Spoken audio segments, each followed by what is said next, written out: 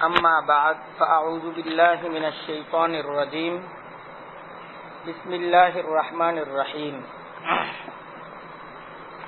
انفروا خفافا وثقالا وجاهدوا بأموالكم وأنفسكم في سبيل الله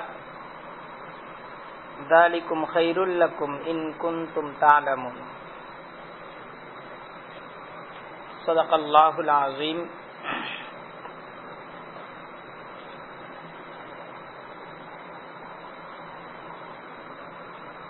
বাংলাদেশ ইসলামী ছাত্র মজলিস আজকের এই কর্মশালায় উপস্থিত বিভিন্ন ক্ষেত্রের দায়িত্বশীল ভাইরা,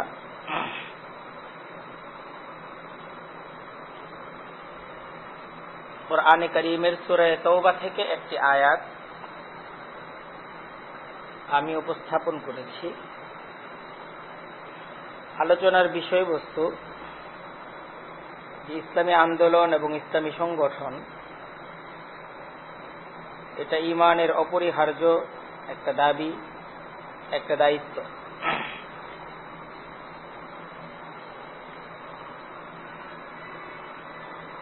আল্লাহর দ্বীনকে প্রতিষ্ঠা করা এটা একটা ইবাদত এবং এটা একটা ফরজ ইবাদত।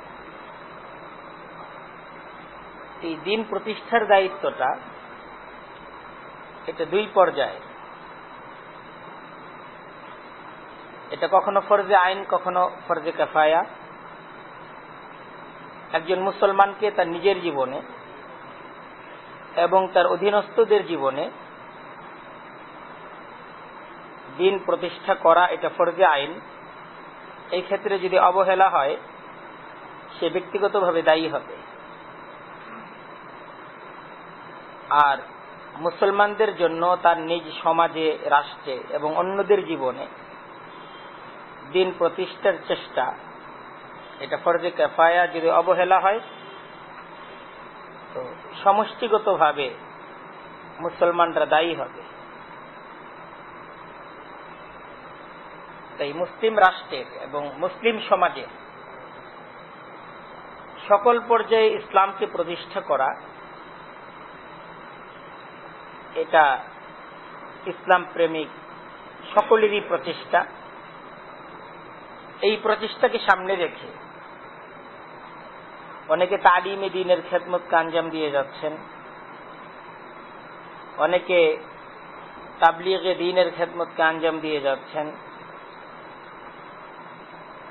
কেউ লেখনির মাধ্যমে খেদমতকে আঞ্জাম দিয়ে যাচ্ছেন, কেউ ওয়াজ এবং নসিহতের মাধ্যমে দ্বীনি খেদমতকে আঞ্জাম দিয়ে যাচ্ছেন।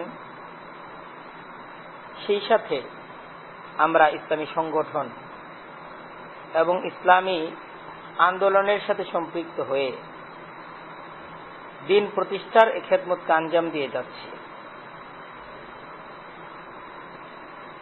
তো আমাদের সমাজে যারা প্রচলিত তালিমে দ্বীন, প্রচলিত তাবলীগে দ্বীন এবং বর্তমান প্রচলিত যে সমস্ত আত্মশুদ্ধির মেহনত চলছে, এ সমস্ত বিষয়গুলো নিয়ে বিতর্ক কম। কারণ এ সমস্ত বিষয়গুলো অনেক পুরাতন ধারা।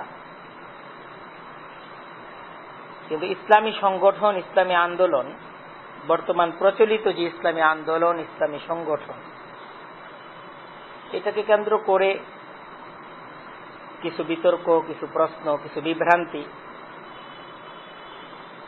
কিছু কথা নানাভাবে সমাজের মাঝে আছে।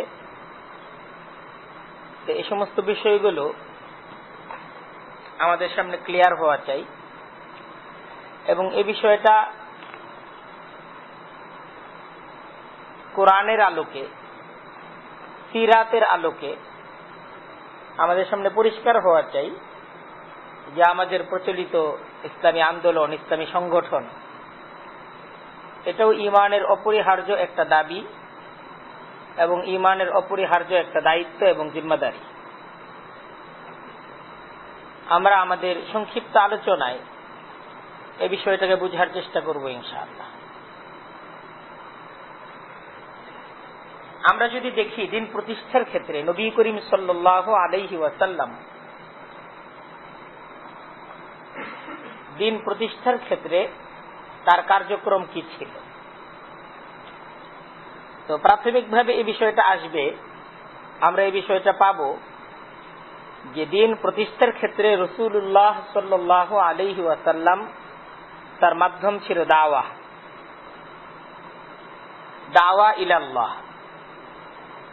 এই দাওয়া ইলাল্লাহর মাধ্যমেই যখন মক্কায় একটা জনশক্তি তৈরি হলো এবং মদিনার অধিকাংশ মানুষ তারা ইসলামকে গ্রহণ করলো, তো নবী করিম সাল্লাল্লাহু আলাইহি ওয়াসাল্লাম হিজরতের মাধ্যমে মদিনায় ইসলামী খেলাফা এটাকে প্রতিষ্ঠা করেন। ইসলামী খেলাফা প্রতিষ্ঠার পর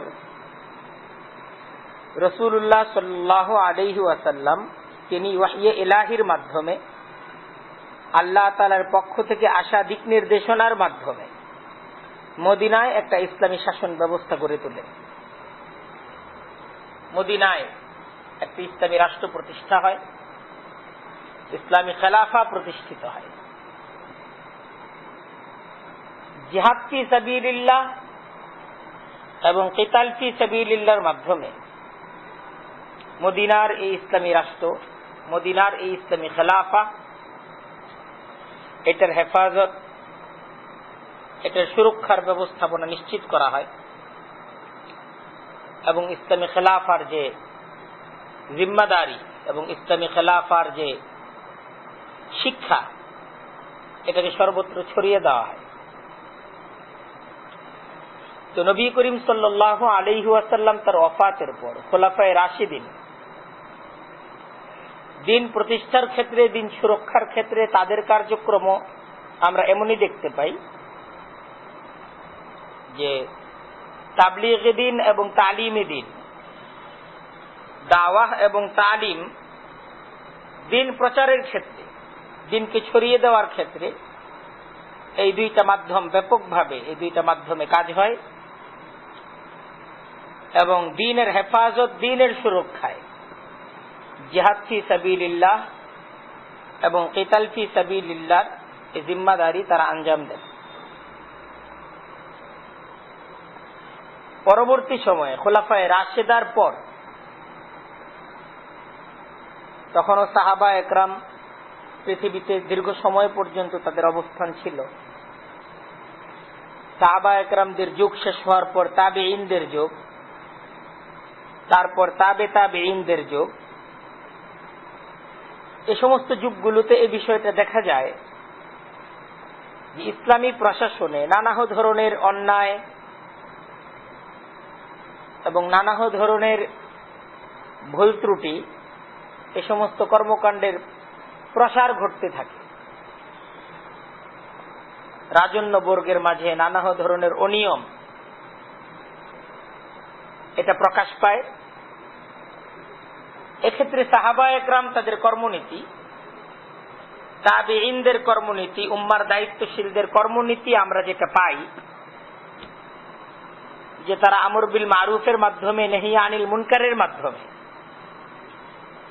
তৎকালীন শাসকবর্গ এদেরকে সতর্ক করা, এদেরকে সাবধান করা, এদেরকে নসিহত করা ইত্যাদির মাধ্যমে তারা এই সমস্ত ভুল ত্রুটি, এই সমস্ত অন্যায় এবং অবিচার এসবের মোকাবেলা করে। একদিকে শাসকবর্গ, অন্যদিকে জনগণ, সাধারণ জনসাধারণ যারা, এদেরকে তালিমে দ্বীনের মাধ্যমে, তাবলীগে দ্বীনের মাধ্যমে পরিপূর্ণ ইসলামী ভাবধারার উপর গড়ে তোলার জন্য তারা তাদের মেহনত এটাকে আঞ্জাম দিয়ে যেতে থাকে। তাদেরই কর্মনীতির দ্বারা যে বিষয়টা বোঝা যায়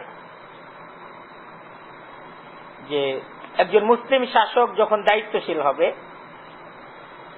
একটা রাষ্ট্রের দায়িত্বশীল হবে, একটা ভূখণ্ডের দায়িত্বশীল হবে, তো তার জন্য ইসলাম অনুযায়ী তার রাষ্ট্র, তার দেশ এটা পরিচালনা করা এটা একটা ফরজ জিম্মাদারি। আর উম্মার দায়িত্বশীল তারা রাষ্ট্রকে সহযোগিতা করবে, দায়িত্বশীলদেরকে সহযোগিতা করবে রাষ্ট্র পরিচালনার ক্ষেত্রে, ভূখণ্ড পরিচালনার ক্ষেত্রে। তাদের যদি কোনো ভুল ত্রুটি হয় সেক্ষেত্রে তারা ভুল ত্রুটিগুলোকে সংশোধন করে দিবে, তাদেরকে সতর্ক করবে। কোনো কোনো ক্ষেত্রে তারা তাদেরকে শাসনও করতে পারে।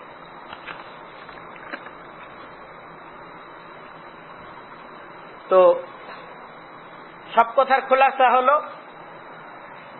যে সাহাবীদের যুগে, তাবিঈনদের যুগে যখন রাষ্ট্রীয়ভাবে বিভিন্ন ধরনের ইসলাম বহির্ভূত বিভিন্ন ধরনের অন্যায় ও বিচারগুলো প্রকাশ পেতে লাগলো, তাদের এর মোকাবেলায় ওনাদের যে কর্মপদ্ধতিটা ছিল এটা ছিল সংশোধনী, সরকার পরিবর্তন করা, সরকারের মোকাবেলায় ভিন্ন সরকার দাঁড় করানোর চেষ্টা করা। এই ধরনের প্রচেষ্টা এটার মাঝে ওনারা উৎসাহ দিতেন না, বা নিজেরা এই ধরনের প্রচেষ্টা এটা ওনারা করতেন, এটা খুব বেশি পাওয়া যায় না। এর একটা কারণও আছে। এর কারণটা যে তৎকালীন সময়ে একটা সরকার পরিবর্তন, এটার পদ্ধতি ছিল যুদ্ধ এবং একটা রক্তাক্ত বিপ্লব। একটা সরকারি ব্যবস্থাপনা এটাকে যদি পরিবর্তন করতে হয় তাহলে তার পদ্ধতি ছিল যুদ্ধ করতে হবে অথবা রক্তাক্ত একটা বিপ্লব ঘটাতে হবে। তাই এক্ষেত্রে ওনারা এই কর্মনীতিতে যান নাই। ওনারা প্রতিবাদ করা, সংশোধন করা, শাসন করা, জনগণদেরকে সত্যটা প্রকাশ করা, নসিহত করা, এই কর্মপদ্ধতি ওনারা বেশি অবলম্বন করেছেন। এই হলো ইতিহাস। সাহাবায়ে কেরামদের যুগ, তাবিঈন, তাবিঈনদের যুগ, ওনাদের যুগে এই কর্মনীতিটাই আমাদের সামনে আছে। এখন আজকের পরিস্থিতি, এটাকে আমরা যদি আমাদের সামনে নেই এবং আমাদের এ সময়ে আমাদের নিজেদের কর্মনীতি কি হবে। এক হলো বর্তমান পরিস্থিতি, পূর্ণ পৃথিবীর সামাজিক এবং রাষ্ট্রীয় অবকাঠামো, সেই সাথে আমাদের কর্মনীতি কি হতে পারে এই সময়ে দিন প্রতিষ্ঠায়, দিন সুরক্ষায়। এই দুইটা বিষয়কে যদি পাশাপাশি রাখি তাহলে কিছু সিদ্ধান্ত বের হয়ে আসবে, কিছু দিক নির্দেশনাও বের হয়ে আসবে। আজকে পৃথিবীর দেশে দেশে যে সমস্ত দেশগুলোতে মুসলিমের সংখ্যা কম, এ সমস্ত দেশগুলোর কথা বাদ দিলাম, যে সমস্ত দেশগুলোতে মুসলমানরা সংখ্যাগরিষ্ঠ, এই সমস্ত দেশগুলোতেও আজকে আমরা মুসলমানরা একটা অনুইসলামিক পরিবেশের মাঝে আমরা বসবাস করছি। আমাদের সমাজটা ইসলাম অনুযায়ী পরিচালিত হচ্ছে না। আমাদের ভূখণ্ড মুসলমানদের, কিন্তু মুসলমানদের ভূখণ্ড ইসলাম অনুযায়ী পরিচালিত হচ্ছে না।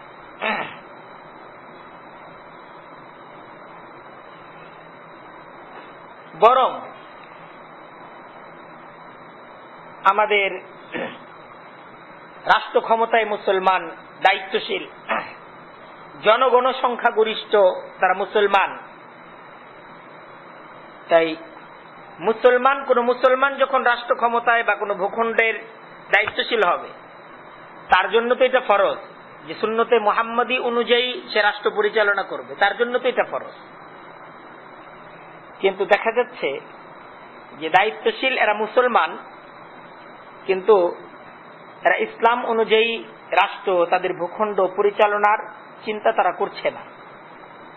বরং রাষ্ট্রযন্ত্রে বসে তারা বিধর্মীদের এজেন্ডা এটা বাস্তবায়ন করছে, তাদের পরিকল্পনা বাস্তবায়ন করছে, তাদের ইচ্ছাই বাস্তবায়িত হচ্ছে।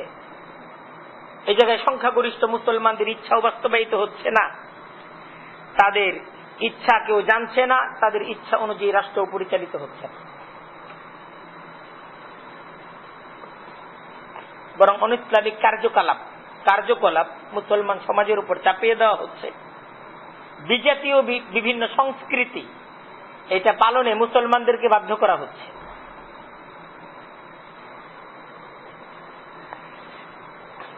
এখন আমরা এই পরিস্থিতির মাঝে আছি। এখানে আরেকটা বিষয় আছে। এই বিষয়টা হলো যে একটা যুগ ছিল যখন সরকার পরিবর্তন এটা ছিল কঠিন। এটার একটাই পদ্ধতি ছিল যুদ্ধ অথবা রক্তাক্ত বিপ্লব। তাই সেই সময়ের যারা ধর্মীয় দায়িত্বশীল ছিলেন ওনারা সরকার পরিবর্তনের চাইতে দায়িত্বশীলদেরকে সংশোধন করার দিকেই বেশি মনোযোগী ছিলেন। কিন্তু এখন আবার আমরা এমন একটা বিশ্ব ব্যবস্থায় আমরা আছি, আমাদের দেশীয় ব্যবস্থাপনাও এমন যে এখানে যুদ্ধ ছাড়াও পরিবর্তন সম্ভব, পরিবর্তন করা সম্ভব, পরিবর্তনের একটা সুযোগ আছে। এবং বর্তমান কাঠামোর মাঝে নসিহত আমরা যদি করতে চাই, প্রতিবাদ আমরা যদি করতে চাই, আমরা যদি কথা বলতে চাই, তো আমাদের কথা বলার জন্য, আমাদের প্রতিবাদের জন্য আমাদের সংগঠন প্রয়োজন, আমাদের প্ল্যাটফর্ম প্রয়োজন, আমাদের পরিচিতি প্রয়োজন। আমরা সংগঠিত হওয়া ছাড়া, একতাবদ্ধ হওয়া ছাড়া, আমাদের কোনো পরিচয় ছাড়া আমরা এই বর্তমান সময়ে আমরা যে প্রতিবাদ করব, আমরা যে অবদান রাখব, আমরা যে দায়িত্বশীলতার পরিচয় দিব, এটা বর্তমান বিশ্ব পরিস্থিতিতে এবং আমাদের দেশীয় পরিস্থিতিতে এ বিষয়টা সম্ভব না।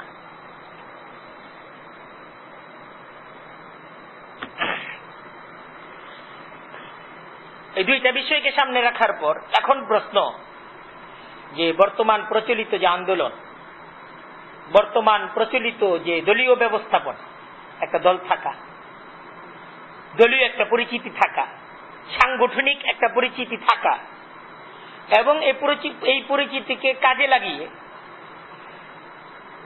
নিজেদের দাবি দাওয়া এটাকে পেশ করা, নিজেদের চিন্তা চেতনার সাথে সাংঘর্ষিক কোন কালচার যদি দেশে বাস্তবায়িত হয় তার প্রতিবাদ করা এবং সেই সাথে সরকার পরিবর্তন এর মাঝে ভূমিকা রাখা, সরকারের সংশোধনীতে ভূমিকা রাখা, এই সমস্ত কিছুর জন্য একটা পরিচয়, একটা পরিচিতি এই সময়ে প্রয়োজন। এখন আমরা এই যে প্রচলিত এই পরিচিতিকে পেশ করে ভূমিকা রাখার জন্য আমরা কি ইসলামী আন্দোলন, ইসলামী সংগঠন এমন কিছুর সাথে সম্পৃক্ত হব, এটার প্রয়োজন আছে না আমরা সেই আগের মতোই নসিহতের মাধ্যমে, লেখনির মাধ্যমে, আমরা ব্যক্তিগত কর্মতৎপরতার মাধ্যমে আমরা আমাদের কাজগুলোকে আঞ্জাম দিয়ে যাব? এটা হলো প্রশ্ন।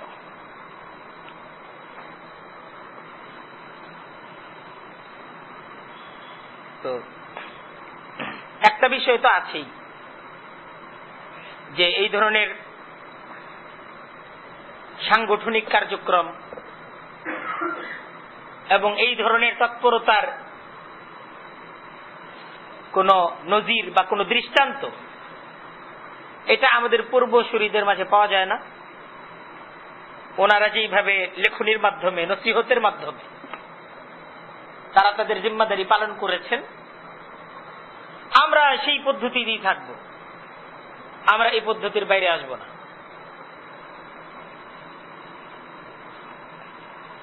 তো তখন এই সিদ্ধান্ত কেউ যদি নেয়, তার সামনে এটাও থাকতে হবে যে তখন আসলে এই ধরনের প্রতিবাদের ব্যবস্থাপনা, এই ধরনের সাংগঠনিক ব্যবস্থাপনা এবং এই ধরনের পরিবর্তনের কোন সম্ভাবনা, আশা, এটা সেই সময় ছিল না। এটা এমন একটা উপকরণ, এটা এমন একটা সাবজেক্ট, এটা এই সময়ের সাবজেক্ট এবং এই উপকরণটা এই সময়ের সৃষ্টি।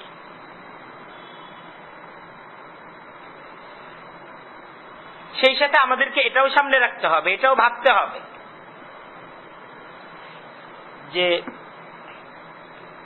ধর্মকে টিকিয়ে রাখার জন্য শক্তি প্রয়োজন। যাদের শক্তি আছে তাদের ফর্মুলাই বাস্তবায়িত হবে, তাদের চিন্তাই বাস্তবায়িত হবে। আমরা যদি বর্তমান এ ফর্মুলা, বর্তমান এ পদ্ধতি, এটাকে নিয়ে গবেষণায় থাকি, এটাকে দূর দূর করে আমরা যদি এটা থেকে দূরে থাকি,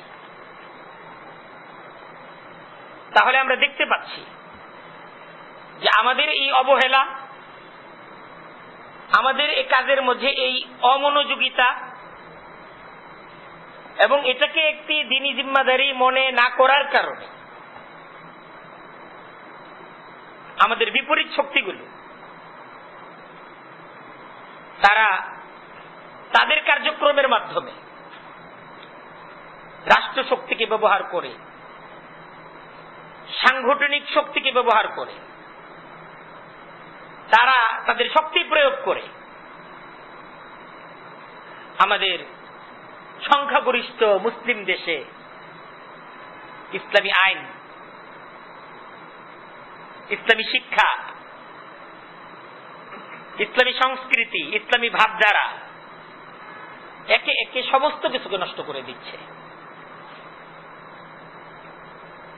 তারা ইসলামের বিপক্ষে যে যুদ্ধ তারা পরিচালনা করছে, এই যুদ্ধের মাঝে তাদের শক্তি হলো তাদের সংগঠন, তাদের দলীয় শক্তি, দলীয় প্রভাব, তাদের জনবল। এই সমস্ত বিষয়গুলোকে সামনে এনে তারা আমাদের মোকাবেলা করছে, তারা ইসলামী আইনের মোকাবেলা করছে, ইসলামী শিক্ষার মোকাবেলা করছে, ইসলামী সংস্কৃতি, ইসলামী ভাবধারা, এটার সাথে তারা মোকাবেলা করছে।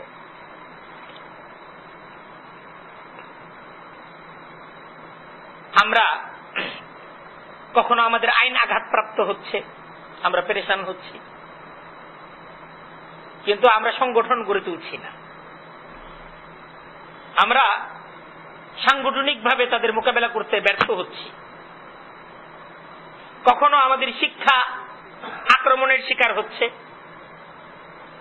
কখনো আমাদের সংস্কৃতি এটা আক্রমণের শিকার হচ্ছে, কখনো বিজাতীয় ধর্মীয় সংস্কৃতি আমাদের উপর চাপিয়ে দেওয়া হচ্ছে। আমরা হায় হায় করছি।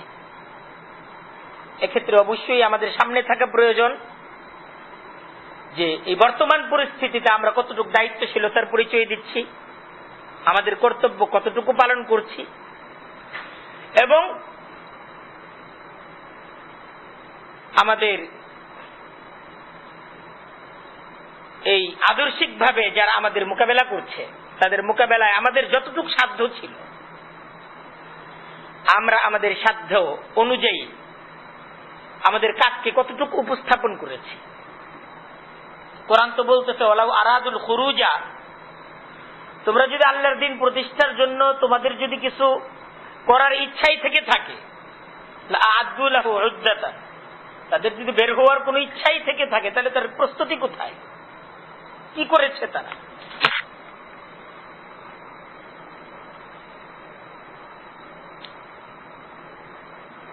ওয়ালাকিন কারিহাল্লাহুম বিআসাহুম, আসলে তারা কিছু করতে চায় নাই, তারা অপছন্দ করেছে তাদের উঠাকে। ফাসাব্বাতাহুম, তাই আল্লাহ তাদেরকে অলস করে থাকতে দিলেন যে তোমরা তোমাদের অলসতার মাঝেই তোমরা তোমাদের দিন কাটাও।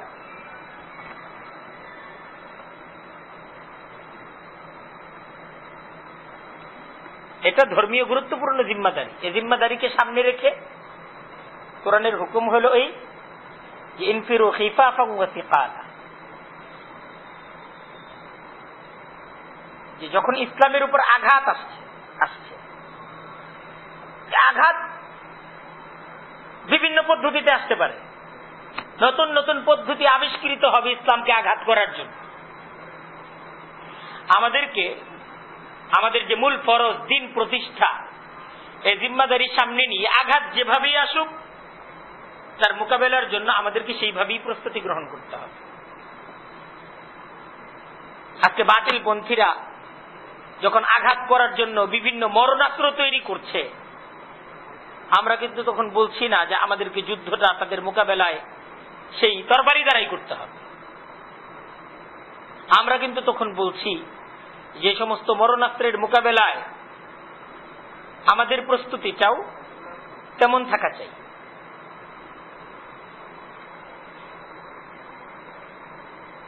আর এই জিম্মাদারি দিনই এমন এক জিম্মাদারি, এই জিম্মাদারির সাথেই আমাদের সফলতা, আমাদের ব্যর্থতা, এই সমস্ত কিছুর সম্পর্ক।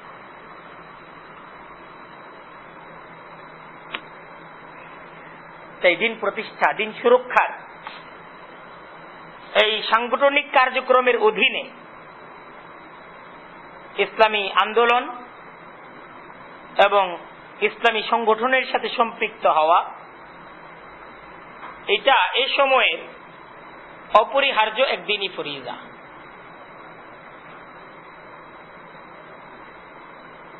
তাই ঈমানের অনিবার্য দাবি আমরা বলতে পারি যে এই সময় ইসলামী সংগঠন এবং সাংগঠনিক একটা কাঠামোর ভিতরে থেকে,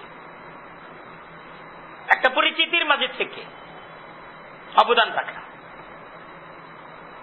কারণ এই সময়ে রাষ্ট্রীয়ভাবে অবদান রাখার পদ্ধতি হল সংগঠন।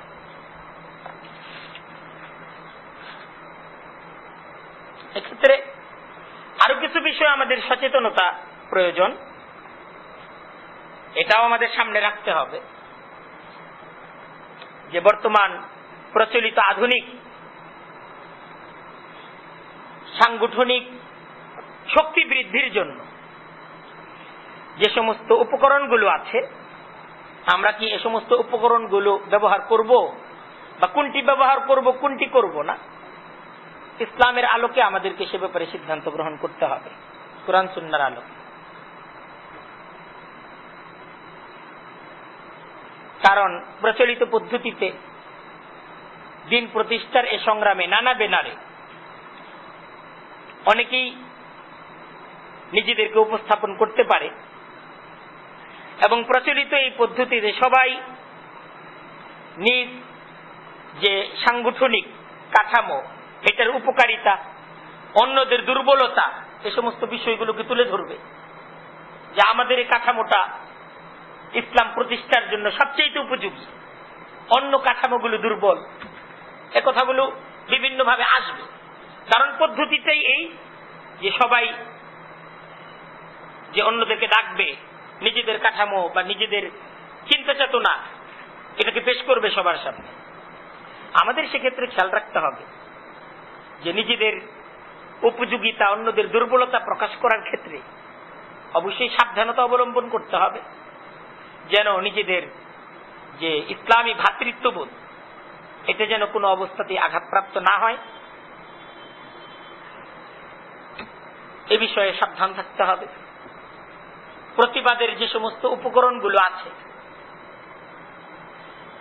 ভূমিকা রাখার যে সমস্ত উপকরণগুলো আছে বর্তমান প্রচলিত পদ্ধতিতে, আমরা সেক্ষেত্রে আমাদের বিজ্ঞ আলেমীদিনরা তারা সিদ্ধান্ত গ্রহণ করবেন এবং তারা যে সমস্ত পদ্ধতিগুলোকে সমর্থন করবেন, আমরা ওই সমস্ত পদ্ধতিগুলোর মাধ্যমে দিনী ফরিজা আঞ্জাম দিব। এটা একটা বিষয়ে সতর্কতা।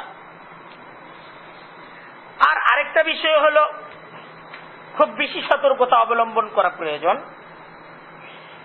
যে এই উপকরণের ব্যবহারে বর্তমান এই সাংগঠনিক পরিচয়ের ভিত্তিতে অবদান রাখার ক্ষেত্রে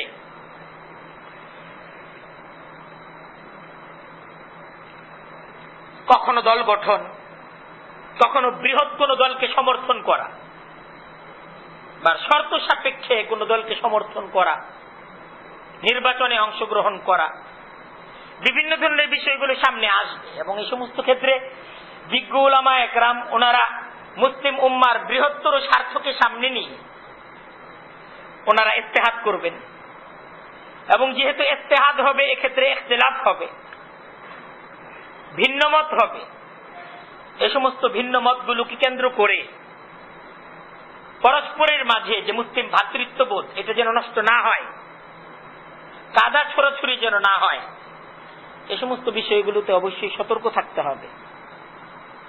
এবং এই সমস্ত বিষয়গুলোতে সতর্ক থেকে আমরা যদি ইসলামী আন্দোলনের সাথে সম্পৃক্ত হই এবং ইসলামী আন্দোলনের মাঝে আমরা যদি ভূমিকা রাখি, আশা করা যায় আমাদের দ্বারা দিনই এক গুরুত্বপূর্ণ ফরিজা, যেটা অবহেলিত, যে বিষয়টায় অনেকের কাছে যে বিষয়টা ক্লিয়ার না, অথচ এই বিষয়টা এই সময়ের জন্য খুবই প্রয়োজনীয়, আমরা এই ময়দানে কিছু অবদান রাখতে পারবো এবং আমাদের জন্য অবদান রাখা প্রয়োজন।